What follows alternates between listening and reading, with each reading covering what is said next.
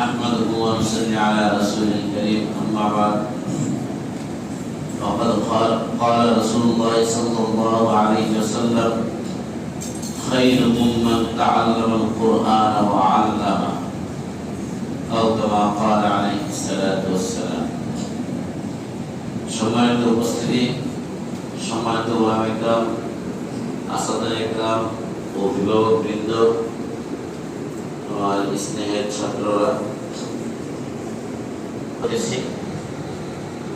প্রথমত আল্লাহর কাছে শুকরগুজার হয়ে যে আল্লাহ রব্বুল আলামিন আমাদের সকলকে মাগরিবের 3 রাকাত ফরজ নামাজ বা জামাত আদায় করার তৌফিক দান করেছেন। এজন্য সকলেই দিল থেকে শুকরগুজার করে আলহামদুলিল্লাহ। এবং পরবর্তীতে আমরা ধৈর্য সহকারে এখানে বসে আছি, এজন্য সকলকে ধন্যবাদ জ্ঞাপন করছি। আজকে এত সুন্দর একটা মজলিস, যে মজলিস অনেক দামি, অনেক দামি, অনেক দামি। তোমাদের এই বড় ভাই আজকে আমাদেরকে শেষ সবক শোনাবেন, হাফেজ হয়ে গেছেন আলহামদুলিল্লাহ। সকলে শুকরগুজার করে আলহামদুলিল্লাহ। আমরা সাথে সাথে দোয়া করব। বিসমিল্লাহির রহমানির রহিম।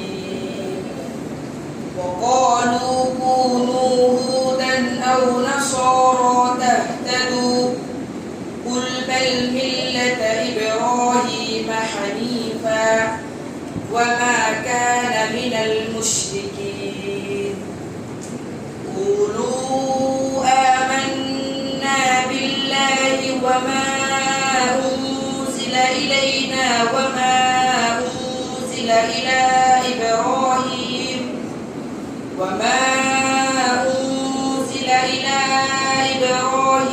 وإسماعيل وإسحاق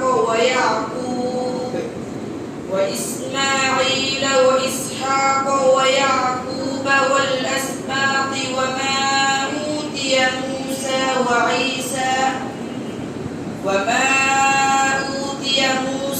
وعيسى وما أوتي النبيون من ربهم لا نفرق بين أحد منهم ونحن له مسلمون فإن آمنوا